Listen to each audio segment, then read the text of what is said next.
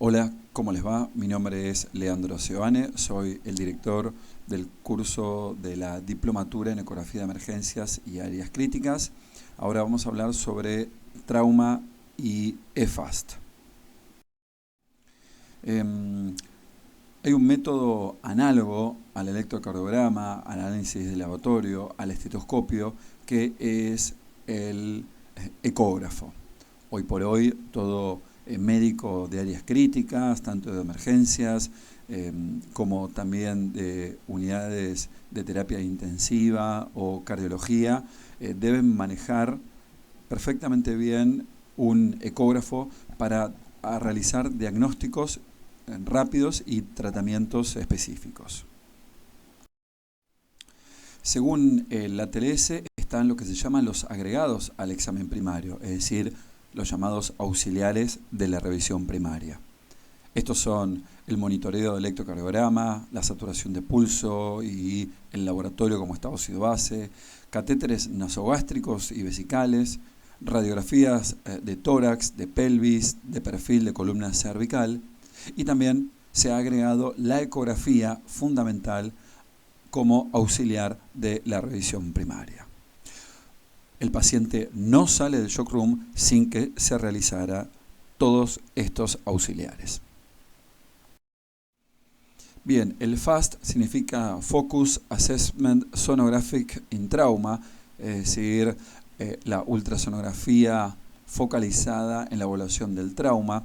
Disminuyó el 74% del lavado peritoneal diagnóstico, el 58% de tomografías innecesarias, y se realizan pacientes con trauma en torso contuso o penetrante, o pacientes con probable taponamiento cardíaco, y pacientes con hemotórax o neumotórax. Por eso ahora se llama FASTE, porque es un FAST extendido a el tórax, para descartar hemoneumotórax. La técnica para realizar la ecografía FASTE, el objetivo básicamente es la investigación de sangre en pericardio y en 3 zonas dependientes del abdomen. Esto sería el Morrison, el espacio esplenorenal y la pelvis. La interpretación se realiza en tiempo real y si es posible hay que registrar las imágenes en video o en papel.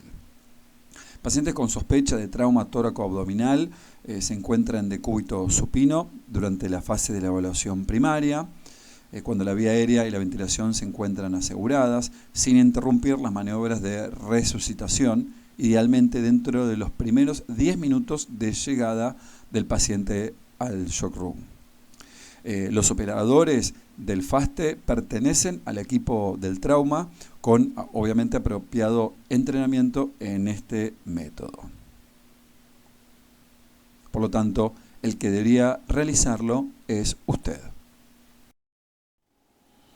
Bien, la técnica para realizar la ecografía FASTE, bien, básicamente requiere, si el estómago está muy distendido, quizás colocar una sonda nasogástrica. Se coloca sonda vesical si es necesario. La vejiga llena, como ventana acústica para la pelvis, es útil. Por lo tanto, habría que realizar primero la ecografía antes de colocar una sonda vesical.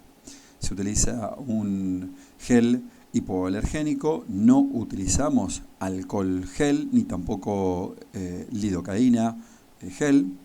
Los ecógrafos son los portátiles, generalmente están disponibles en los servicios de emergencia, y los traductores que utilizamos son los convexos, generalmente de 3,5 a 5, y si tenemos que evaluar pleura, en ese caso utilizamos traductores quizás planares de 7,5 a 10 MHz. Vamos a visualizar mínimo 4 regiones: el espacio hepatorrenal o el Morrison, el esplenorenal, el pericardio a nivel subcostal. Terminamos de ver en pelvis, es decir, el espacio retrovesical retrouterino, y lo extendemos a las bases pleurales, a los vértices pulmonares, y también visualizamos en abdomen la vena cava inferior. Aquí están todas las zonas donde evaluamos, más los vértices pulmonares. Entonces la secuencia recomendada es siempre iniciar en el área pericárdica, donde nosotros nos ponemos a nivel de la zona subsifoidea y ahí testeamos la ganancia para que la sangre del corazón se vea negra, es decir, anecogénica. Nos vamos apuntando del área subsifoidea hacia el hombro izquierdo, tratando de visualizar las 4 cámaras y también determinar si hay líquido pericárdico o signos de taponamiento. Después nos vamos al cuadrante superior derecho, el traductor lo ponemos en la línea 11 o 12 del espacio intercostal, línea axilar media, ahí para identificar si hay entonces sangre entre el hígado, el riñón y ver diafragma y hemotórax arriba del diafragma. Después nos vamos al cuadrante superior izquierdo, ya nos vamos a colocar el traductor convexo, lo ponemos en la línea axilar posterior a nivel del 9º décimo espacio intercostal. Ahí tratamos de visualizar entonces si hay hemotórax por arriba del diafragma y visualizamos el vaso y el riñón y ver si tenemos líquido a nivel del espleno renal. Finalmente terminamos en pelvis, colocamos el traductor unos 3 a 4 centímetros por arriba de la sínfisis pubiana, primero de forma transversal y después de forma longitudinal para ver si identificamos líquido libre, ¿sí? Bien, este cuadro evalúa básicamente las diferencias que hay de la clínica, es decir, del examen físico, la ecografía FASTE y la tomografía. Entonces, la rapidez de la ecografía es importante, la interpretación también es rápida, la integración con la resucitación, con la ecografía y también con la clínica es inmediata, no así con la tomografía. Obviamente no se traslada al paciente en estas primeras 2 situaciones, pero sí al paciente que requiere una tomografía. La sensibilidad del examen físico para determinar si hay líquido libre en la panza no es muy bueno, con la ecografía es muy bueno, obviamente con la tomografía es el gold estándar. La localización de la lesión por trauma, por la clínica es difícil darnos cuenta, por la ecografía quizás podemos determinar un poco más y obviamente con la tomografía define el lugar de sangrado. Para evaluar el retroperitoneo con la clínica es muy difícil, con la ecografía también y sí con la tomografía computada. Para visualizar si hay derrame pericárdico con la clínica y es baja la capacidad, con la ecografía es muy elevada y no se ve tan bien la visualización del derrame pericárdico por tomografía. También lo que podemos decir que en personal especializado para hacer un examen físico en trauma, sí, se requiere, pero no tanto, le damos una cruz. Para realizar ecografía no es tampoco muy necesario tener un personal muy entrenado, no requiere grandes horas de entrenamiento, pero sí para realizar una tomografía, ¿sí? Contraindicaciones para la ecografía no hay, sí hay para la tomografía y obviamente el costo del FASTE es muy bajo y para la tomografía es muy elevado. Evaluamos nuevamente lo que es la clínica, el examen físico, el FASTE y la tomografía. La sensibilidad, fíjense, para determinar lesión por trauma por la clínica es de un 50-60%, con el FASTE está entre un 81 al 100% y la tomografía también llega a un 100%. La especificidad es baja con la clínica, para determinar lesión por el FASTE va de un 86 al 96% y llega a un 100% con la tomografía computada. Contraindicaciones, como decíamos, para la ecografía no tiene, pero sí con la tomografía el paciente está inestable, no puede trasladarse ahí. Complicaciones con la ecografía no tiene, pero sí la aplicación de contraste endovenoso en los pacientes que requieran tomografía y la capacidad quizás del paciente de realizar una broncoaspiración. Limitaciones con el FASTE, y sí, la realidad de pacientes obesos, pacientes que tienen enfisema subcutáneo, operador no muy entrenado, o todo lo que es el retroperitoneo, o ver específicamente la lesión del órgano, tiene una limitación la ecografía. Con la tomografía, y sí, hay limitaciones, la víscera hueca, el tiempo que se requiere, el traslado, el personal especializado, y requiere sí o sí contraste endovenoso. Las ventajas entonces de la ecografía es que es rápido, se repite todo el tiempo, es portátil, se hace bedside, se realiza integración con el diagnóstico y la reanimación, y ve obviamente muy bien pleura, pericardio, embarazo. Cambio, para la tomografía las ventajas es que se va a ver la lesión específica del órgano, se ve muy bien el retroperitoneo.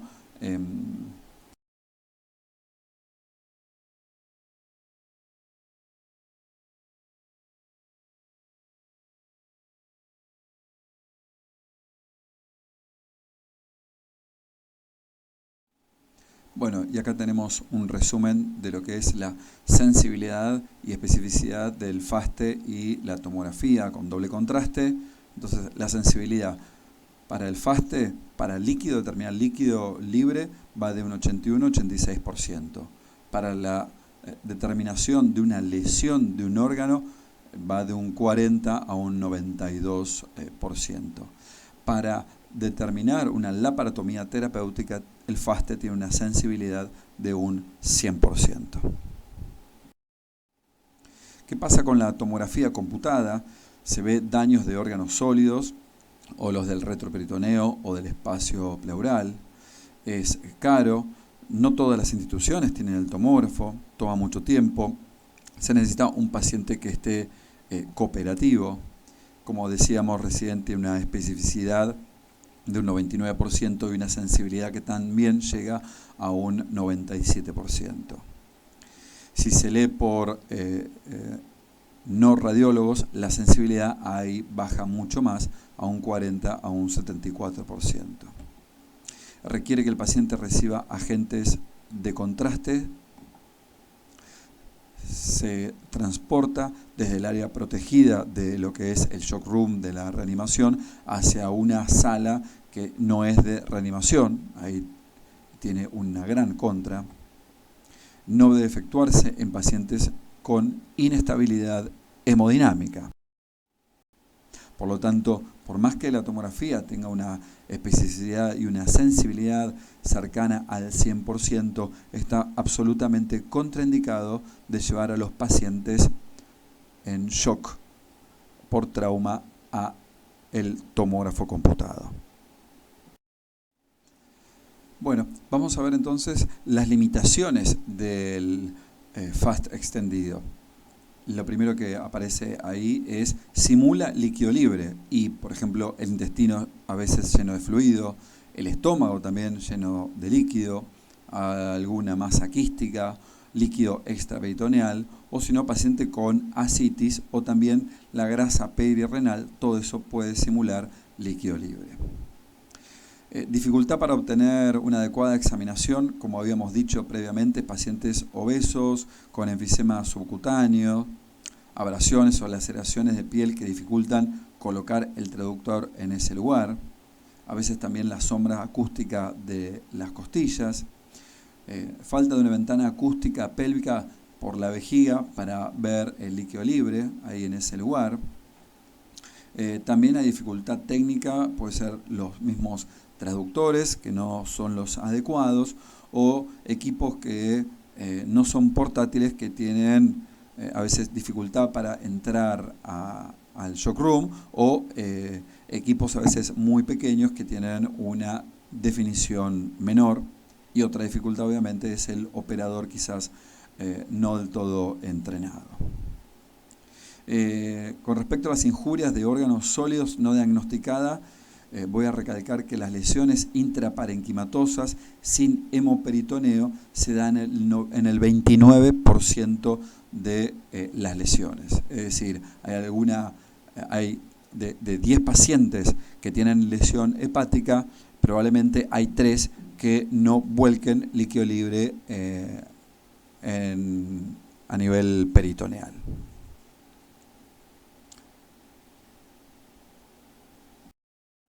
Bueno, empecemos por el área pericárdica. Como dijimos, el traductor a nivel subsifoideo, ¿sí? También puede estar a nivel paraesternal apuntando al hombro izquierdo. Aquí vemos entonces una ecografía donde se visualiza de forma invertida. Este es el ventrículo derecho, este es el ventrículo izquierdo. Desde esta vista tenemos que ver 3 cosas: la contractilidad global, la relación BD-BI y sobre todo en trauma si hay líquido pericárdico. En este caso hay una leve cantidad de líquido anecogénico que solamente se visualiza con la sístole. Ese es un líquido pericárdico normal. Como también les decía, no confundir entonces a veces lo que es líquido pericárdico, como se ve acá, y este es el ventrículo derecho y el izquierdo, y esto es grasa pericárdica.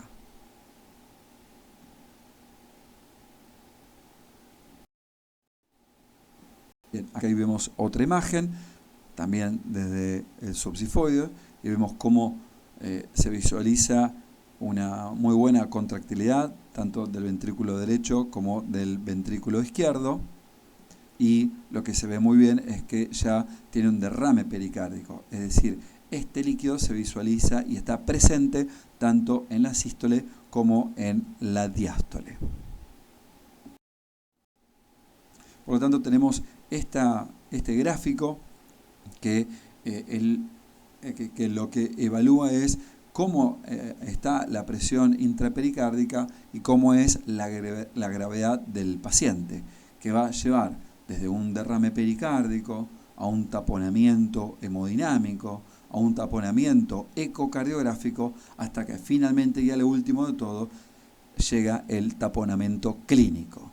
Fíjense entonces cómo nos podemos adelantar mucho antes con la ecografía para que no llegue el paciente en shock cardiogénico taponado clínicamente. Entonces hay 4 grados de severidad, siempre visualizando desde la mirada subsifoidea. Es mínima o fisiológica, como les decía, hay separación del epicardio y el pericardio con la sístole final. No hay separación en diástole. Eso es lo normal. Ya tenemos un derrame pericárdico leve, se presenta en todo el ciclo cardíaco y mide menos de 10 milímetros. El moderado, el espacio ya pericárdico mide de 10 a 20 milímetros, y cuando es severo, cuando el espacio anecogénico, el derrame pericárdico, tiene más de 20 milímetros y presenta entonces un movimiento también en balanceo. Bien, ¿qué pasa entonces con la presión intrapericárdica aumentada? Cuando esta presión excede la presión del llenado del ventrículo derecho, la presión intrapericárdica más alta empuja las cámaras derechas hacia el interior, lo que da como resultado una muesca en la aurícula derecha y ventrículo derecho. Los colapsos de las 2 cámaras ocurren en diferentes fases del ciclo cardíaco. La aurícula derecha, el colapso sistólico temprano, y el ventrículo derecho tiene un colapso diastólico temprano. Bueno, entonces, ¿cuándo hay un taponamiento ecocardiográfico? Bien, el resumen es que tiene que haber colapso de la aurícula derecha y el ventrículo derecho, más una dilatación de la vena cava inferior. En este gráfico visualiza que si tenemos colapso de la aurícula derecha sola, y tenemos una sensibilidad elevada para taponamiento, pero la especificidad baja un poco. El colapso ventrículo derecho tiene una sensibilidad baja para predecir taponamiento, pero cuando aparece la especificidad es elevada. La dilatación de la vena cava inferior tiene una sensibilidad elevada cuando hay taponamiento, pero la especificidad no es elevada, es decir, puede haber perfectamente una dilatación a vena cava inferior y no tener un taponamiento. Pero si nosotros vemos la combinación del colapso de la aurícula derecha más dilatación de la vena cava inferior, tiene una relación de probabilidad muy elevada, de 15, lo mismo que el colapso del ventrículo derecho y dilatación de la vena cava inferior tiene una probabilidad positiva de 21. Bien, veamos acá entonces un derrame pericárdico. Aquí lo que habría que hacer es en diástole, que sería ahí, a eso es sístole, a eso es diástole, lo que habría que hacer entonces es medir cuántos milímetros tiene esta separación. Acuérdense que si tiene menos de 10 milímetros es un derrame pericárdico leve, si tiene de 10 a 20 es moderado y más de 20 es severo. Aquí no estamos frente a un taponamiento ecográfico porque no se visualiza colapso ni de ventrículo derecho ni de la aurícula derecha. Bien, ahora pasamos al cuadrante superior derecho. Entonces tenemos que visualizar el espacio de Morrison. La vista, como les decía, es en longitudinal, hay que poner el traductor habíamos dicho entre la 10 y la 12, espacio intercostal, línea axilar media, es la vista más fácil y más rápida porque es el espacio del compartimento más posterior que tiene el abdomen. Entonces, aquí tenemos que visualizar si aparece una imagen anecogénica de líquido libre. Sí, acá en tomografía computada correspondería a el espacio de Morrison. Bien, por ecografía entonces tenemos acá dos imágenes a nivel longitudinal donde se ve muy bien el espacio de Morrison y acá el espacio de Morrison. ¿Sí? Acuérdense que no hay que quedarse con una sola imagen, hay que mover el traductor, pivotearlo para arriba y para abajo para determinar si específicamente no hay líquido libre. Entonces, en este gráfico lo que vemos es la localización del líquido abdominal en pacientes con lesiones por trauma intraabdominal. Entonces, para determinar líquido libre de todas las injurias, el Morrison es en donde se visualiza siempre el 97% de las lesiones. Si nosotros vemos cuando hay injuria específica del vaso, en el Morrison se visualiza el 71% de las lesiones. Cuando hay lesión del hígado, en el Morrison también se ve en el 77% de las lesiones. O si no, a nivel gastrointestinal o retroperitoneal, siempre el retroperitoneal va a ser el que va a cantar siempre la imagen anecogénica de líquido libre. Para tener en cuenta, en este gráfico les voy a marcar que el lugar de más declive para encontrar líquido libre en un adulto es el espacio hepatorrenal, el Morrison, pero para los pacientes pediátricos menores de 12 años, el lugar de mayor declive es el espacio rectovesical. Fíjense esta imagen donde se visualiza muy bien una imagen anecogénica, una línea negra anecogénica que divide el hígado del riñón. Vean acá este video donde se ve entonces líquido libre aquí, una línea anecogénica, pero también lo vemos un poquito más acá arriba. Se ve muy bien este líquido libre. Fíjense acá entonces el espacio de Morrison, no se ve nada por ahora, riñón, hígado, pero sí, si apuntamos un poco más para arriba, empezamos a ver un poco de líquido libre. Entonces, no se queden solo con la imagen esta de el riñón y el hígado, sino pivoteen y miren un poco más para arriba para identificar en este caso pequeña cantidad de líquido libre. Acá se ve muy bien la imagen anecogénica del líquido libre aquí a nivel del Morrison. Y para que sepan, este era un paciente que había tenido una caída de su moto, tenía una pequeña laceración esplénica, no tenía líquido esplenorrenal, pero sí tenía aquí en Morrison. Esto es para recalcar un poco el cuadro que les mostré previamente, donde casi todas las lesiones intraparenquimatosas abdominales por declive generan líquido a nivel del Morrison. Bueno, también tenemos que identificar hemotórax, porque en este mismo lugar tenemos que apuntar un poco más para arriba para determinar entonces que esto es el hígado, ¿sí? Acá está el diafragma y acá se ve el líquido, el hemotórax, ¿sí? Como se visualiza acá en este gráfico. Entonces, miren, este paciente se ve muy bien el hígado, se ve acá el diafragma y apuntamos para arriba y tiene una enorme imagen anecogénica compatible con hemotórax severo. Bien, entonces acá vemos bastante bien el hígado, el diafragma y por arriba vemos toda esta imagen, hígado acá vuelta, toda esta imagen del hemotórax que está ya aceptada.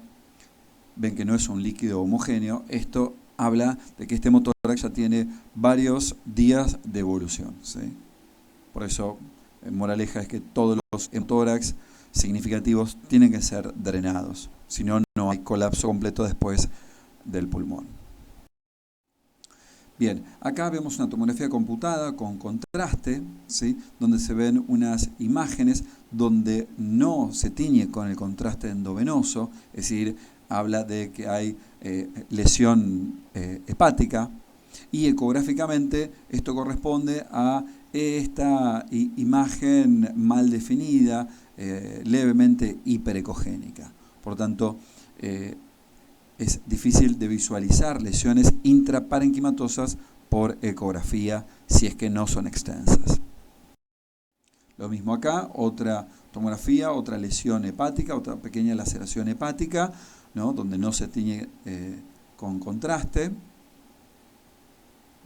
Y cuando vamos a la ecografía vemos acá esta región levemente hiperecogénica, correspondiente a la lesión periportal. Bueno, aquí en la tomografía computada sin contraste se visualiza dos imágenes, una es esta que está aquí y otra imagen esta que está acá. Es decir, hay un hematoma intraparenquimatoso que se vería mucho mejor con contraste, que no lo tiene, y un hematoma subcapsular. Por ecografía vemos el hematoma intraparenquimatoso más hiperecogénico y el hematoma subcapsular hepático lo vemos anicogénico acá con algunos ecos, con algunos septos. Bueno, y antes de pasar al cuadrante superior izquierdo, hablemos lo que es el índice de colapso de la vena cava inferior, porque muchas veces la vena cava la identificamos desde el epigastrio o desde la línea axilar media o anterior. Por lo cual sabemos que si el índice de vena cava es mayor al 50%, la presión de la aurícula derecha es menos de 10 milímetros de mercurio, y si el índice es menor al 50, la presión es más de 10 milímetros de mercurio. Hay muchos trabajos que hablan de esto, ya desde publicaciones de 1990, y específicamente este índice de colapso se realiza con el paciente con ventilación espontánea. Bien, para calcular el índice de colapso hay que sacar el diámetro máximo de la vena cava, restarle el diámetro mínimo, dividirlo por el diámetro máximo y eso multiplicarlo por 100. Entonces, como vemos en la parte de arriba, un paciente con shock hipovolémico, estamos visualizando la vena cava inferior que tiene un colapso prácticamente completo. Hay un mínimo movimiento, una mínima dilatación en expiración y colapsa a 0 en la inspiración. Por lo tanto, acá el índice de colapso de la vena cava inferior es mayor al 50%. Después que se le pasó 3 litros, fíjense cómo esta vena cava directamente pasa a ser un tubo sin colapso. Vemos aquí cómo utilizamos la ventana hepática, lo mismo que acá utilizamos la ventana hepática para hacer el modo M e identificar el índice de colapso. Bien, en esta tabla hay una combinación del índice de colapso con el diámetro máximo de la vena cava inferior. Entonces, cuando hay un colapso total, es decir, el índice de la vena cava es del 100% y el diámetro máximo de la vena cava es menor a 1.5 centímetros, inferimos que la PVC es de 0 a 5 milímetros de mercurio.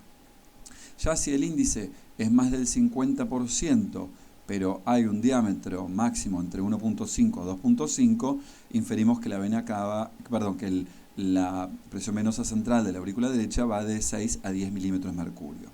Si el índice es menos de 50, con un diámetro de 1.5 a 2.5, la presión es de 11 a 15 milímetros de mercurio de la aurícula derecha.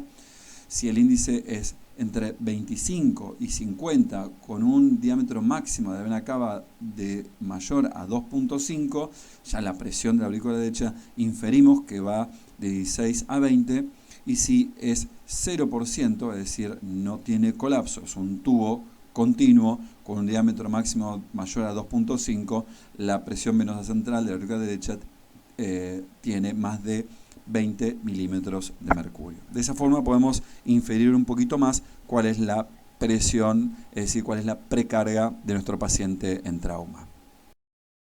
En este video les estoy mostrando cómo utilizamos el traductor convexo, lo ponemos en longitudinal, como les decía, en la zona del epigastrio, o si no a nivel línea media clavicular o línea axilar anterior. Utilizamos la ventana del hígado para poder visualizar bien la vena cava inferior. Ponemos el caliper del modo M a por lo menos 2 o 3 centímetros de la entrada de la vena suprahepática para que no haya modificaciones en su diámetro, y el paciente respira espontáneamente. Entonces, de esa forma hacemos el corrido, el barrido en modo M, modo movimiento, y ahí determinamos entonces el diámetro máximo y el diámetro mínimo. En este caso hay un colapso total inspiratorio. Bueno, nos pasamos ahora al cuadrante superior izquierdo, donde hay que ver muy bien si hay líquido esplenorrenal, si hay líquido en la pleura izquierda y cómo se encuentra el vaso y el riñón. Esta es la imagen normal, donde nos ponemos en la línea axilar posterior, bastante alto en el tórax, más o menos a nivel de la novena costilla, y visualizamos entonces acá el diafragma, visualizamos muy bien el vaso y visualizamos el riñón. Acá hay una costilla con la sombra acústica posterior, lo hacemos quizás respirar al paciente, baja un poco todo el riñón y el vaso y podemos visualizar esta imagen, ¿sí? Esta es una imagen normal, por lo cual desde donde estamos aquí hay que pivotear apuntando un poco para arriba, para abajo, para ver definitivamente que aquí no haya líquido libre. Como les decía, hay que movilizar un poco el traductor para ver bien la imagen, y de repente acá este paciente inicialmente parecía que no tenía líquido libre, pero acá se ve una linda banda anecogénica de líquido libre. Este otro paciente no tenía acá justo en el lugar esplenorrenal, pero apuntamos un poco más para arriba y se visualiza acá. Tiene un pequeño pouch, un pequeño bolsillo de líquido libre. En este caso, también, como les decía, tenemos que visualizar el vaso y el riñón. Lo que estamos viendo es el vaso, ¿no?, perfectamente bien delimitado, pero por fuera se ve como la cápsula está despegada, es decir, por un hematoma subcapsular. Eso en agudo se ve bastante bien.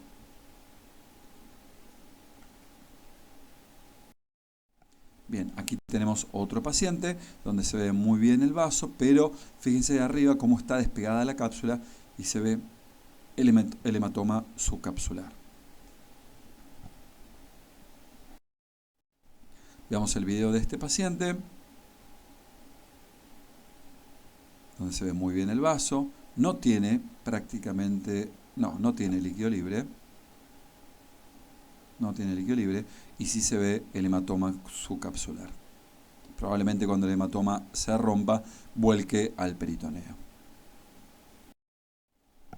Bien, fíjense cómo en la tomografía con contraste se ve en este otro paciente una laceración esplénica, ¿sí? En cambio, cuando vamos a la ecografía, está bastante difícil de ver esa laceración. Se ve acá una imagen levemente hiperecogénica, difícil de identificar, ¿no? Fíjense este otro paciente que sufrió una caída de caballo y cae de espalda.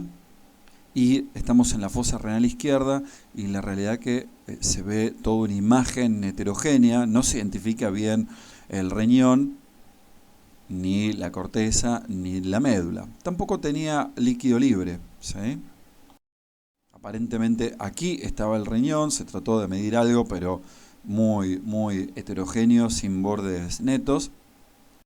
Se hizo la tomografía y fíjense cómo acá estaba el riñón escondido detrás de un enorme hematoma subcapsular, ¿sí? Por eso el riñón no se veía. Y no tiene líquido libre. En la tomografía no se visualiza líquido libre. Vamos a la última área del abdomen, que sería el área pélvica. Con el traductor convexo nos vamos bien por arriba de la sínfisis pubiana, de forma transversal. Identificamos entonces la vejiga, abajo identificamos el útero y tenemos que visualizar a los costados de la vejiga, como se ve acá, que hay líquido libre, ¿sí? Entonces esta es la imagen transversal de la vejiga a nivel de la sínfisis pubiana y después rotamos 90 gramos y nos vamos de forma longitudinal, donde vemos muy bien la vejiga, aquí el útero y como vemos no hay líquido libre. Fíjense acá entonces es una imagen longitudinal en la pelvis, vemos muy bien la vejiga, el útero, el endometrio y acá vemos una moderada cantidad de líquido libre. Esta cantidad ya no es normal, ¿sí? Acuérdense que hay siempre en las pacientes de edad fértil hay una leve cantidad de líquido libre, pero esto ya es moderada la cantidad que tiene este paciente. Aquí vemos el video. Presenta líquido libre acá. Ahí nos pusimos en forma transversal. También tiene un poco de costado, ¿sí? Al lado del útero tiene también una cantidad de líquido libre, ¿sí? Esto no es normal. Esto ya es patológico. Nos vamos al Morrison. Se ve muy bien como acá tiene líquido libre, ¿sí? Acá está el riñón. Bien, para que el FAS sea positivo tiene que haber por lo menos 100 mililitros de sangre en la pelvis o 600 mililitros en Morrison, que podemos mejorar la sensibilidad poniendo el paciente en Trendelenburg. Y cuando ya tenemos en 3 sectores distintos líquido libre, sabemos que este paciente por lo menos tiene 1000 mililitros de sangre. 3 sectores, 1000 mililitros de sangre.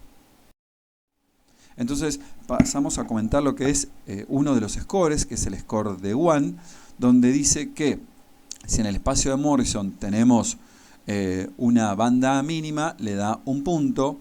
Ya si tenemos una banda que tiene mayor o igual a 2 milímetros, le da 2 puntos. Y lo mismo pasa en el espacio espleno-renal, lo mismo pasa en el Douglas, donde vamos contabilizando, ¿no? Si en las goteras paracólicas tenemos líquido, le da un punto, y si hay asas de intestino flotando, le da 2 puntos, ¿sí? Por lo tanto, hacemos una sumatoria de todo este puntaje, y si tenemos más de 3 puntos, o mayor o igual, mejor dicho, de 3 puntos, tenemos una sensibilidad del 96% de este paciente va a terminar en laparotomía terapéutica, ¿sí? Mayor o igual a 3 puntos, laparotomía terapéutica. Las limitaciones del método, un poco ya lo hemos dicho, cuando las ecografías son indeterminadas.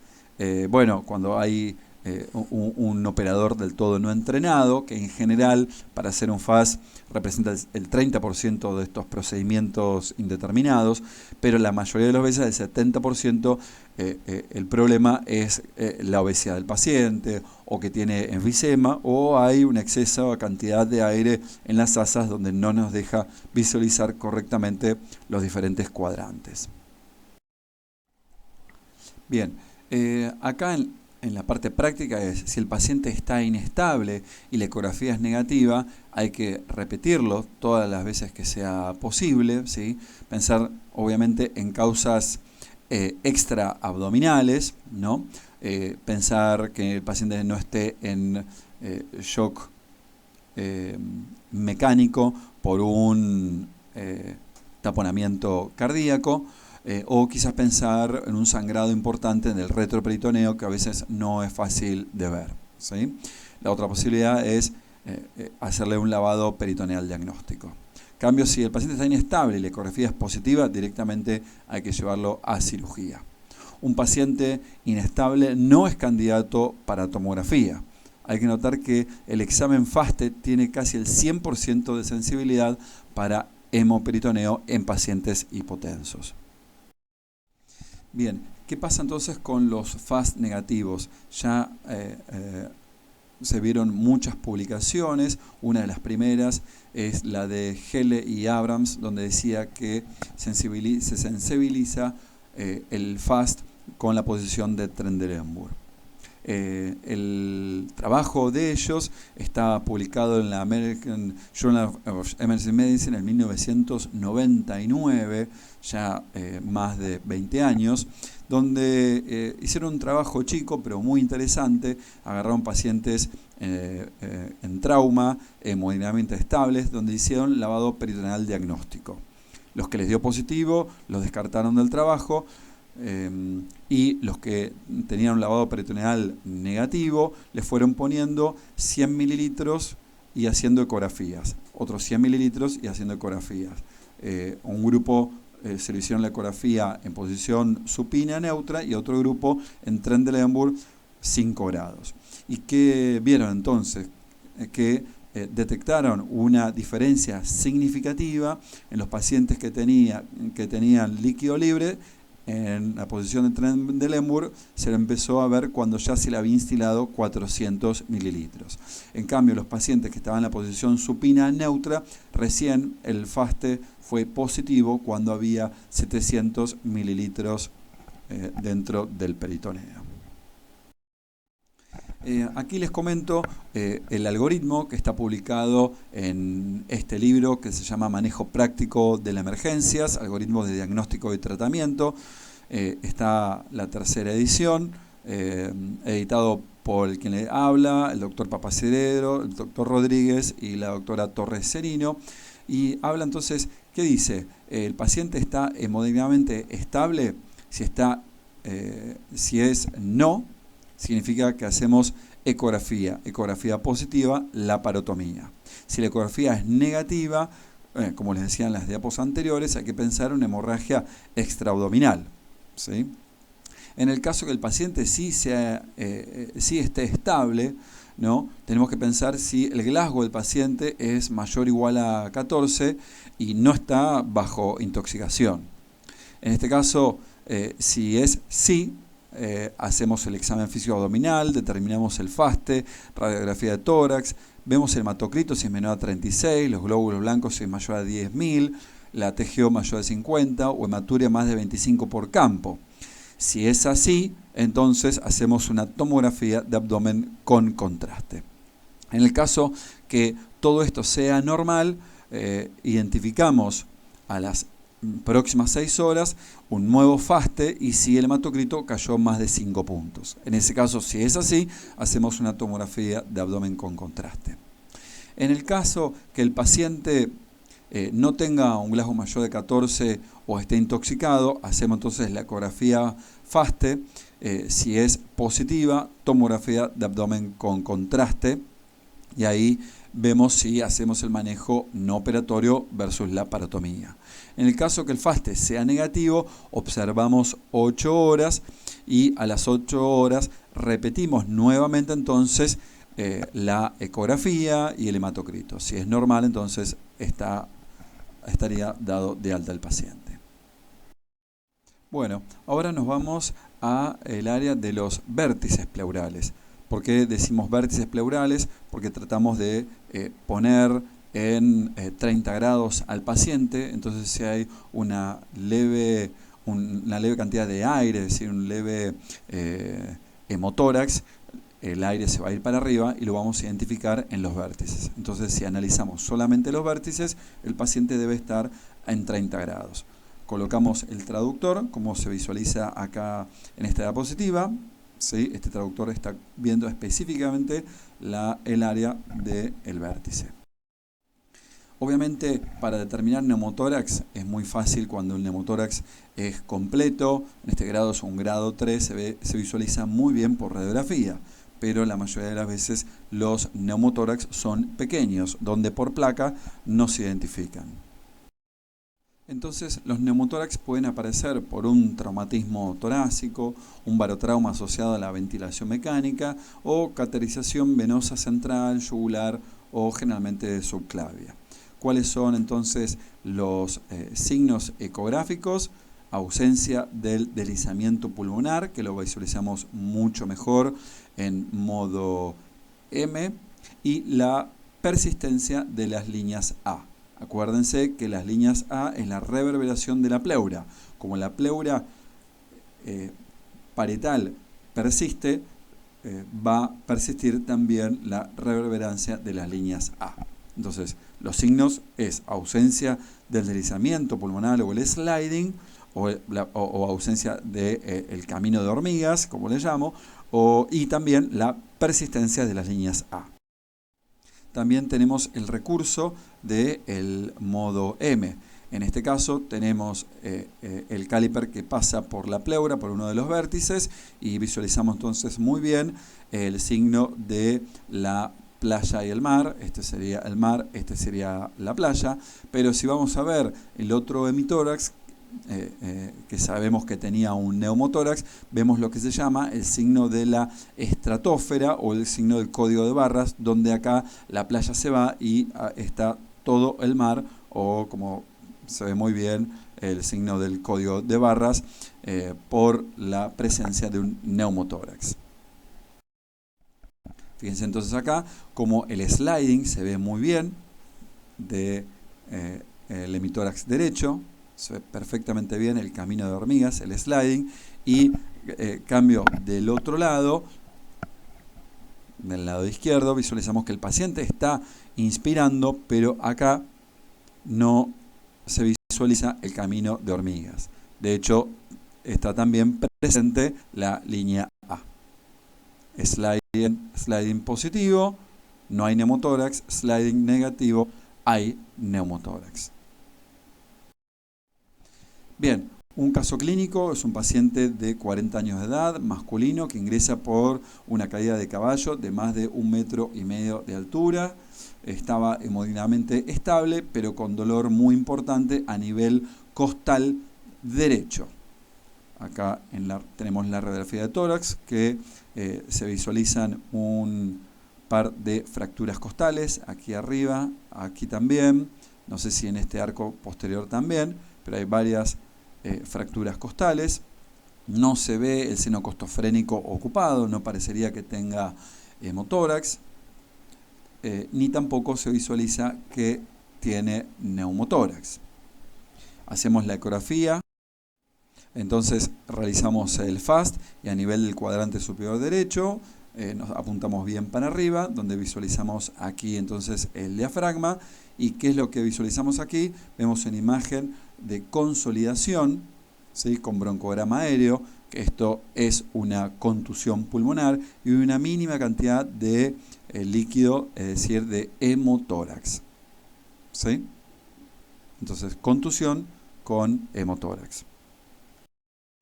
Al paciente lo ponemos entonces en 35 grados del vértice izquierdo, visualizamos con traductor planar, como se visualiza muy bien el sliding, pero nos vamos con traductor convexo, en este caso, al vértice derecho y vemos cómo el paciente está respirando, pero acá no se visualiza el camino de hormigas, no tiene el slide, característico de un neumotórax que en este caso no se visualizaba por la radiografía.